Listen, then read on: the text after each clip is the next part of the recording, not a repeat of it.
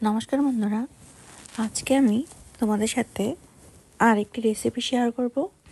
আমি আজকে তোমাদের সাথে শেয়ার করব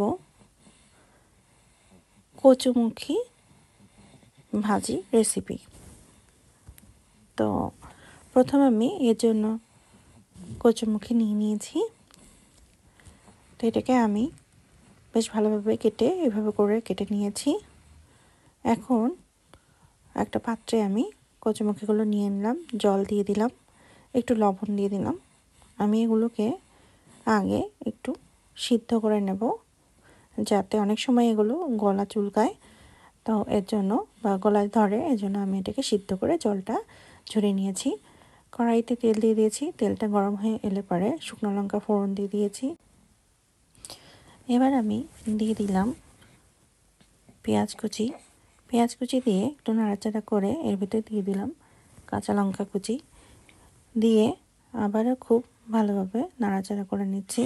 এখন আমি দিয়ে দিলাম কালো জিরা দিয়ে একটু নাড়াচাড়া করে নিচ্ছি।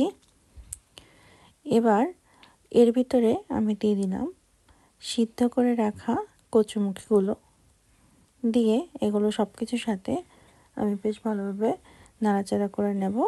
এখন এর ভিতরে আমি হলুদ গুঁড়ো আর স্বাদ মতো লবণ দিয়ে দিলাম, দিয়ে খুব ভালোভাবে সব কিছুর সাথে আমি মিক্স করে নেব।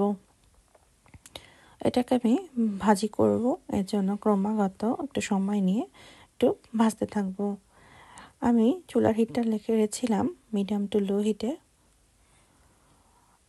এখন এই পর্যায়ে আমি সামান্য মরিচের গুঁড়ো দিয়ে দিলাম, দিয়ে আবারও সব কিছুর সাথে মিক্স করে নিচ্ছি এবং ক্রমাগত নাড়াচাড়া করতে থাকবো যাতে খুব ভালোভাবে ভাজিটা হয়ে যায়। একটু হতে দেব, আবার থেকে আমি এভাবে নাড়তে থাকবো।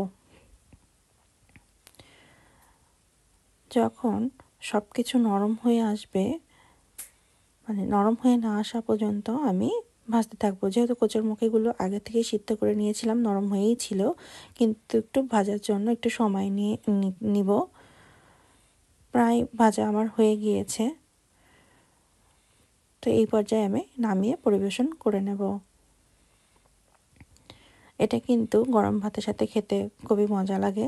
এটা কিন্তু রুটির সাথেও খাওয়া যায়। তোমরা ট্রাই করে দেখতে পারো বাড়িতে একবার। তো আজকের মতো তোমাদের সাথে এটাই আমার শেয়ার করা রেসিপি ছিল। তো আজকের মতো এখানেই বিদায় নিচ্ছি। পরবর্তীতে দেখা হবে নতুন কোনো রেসিপি নিয়ে। ততক্ষণ পর্যন্ত তোমরা সবাই ভালো থেকো।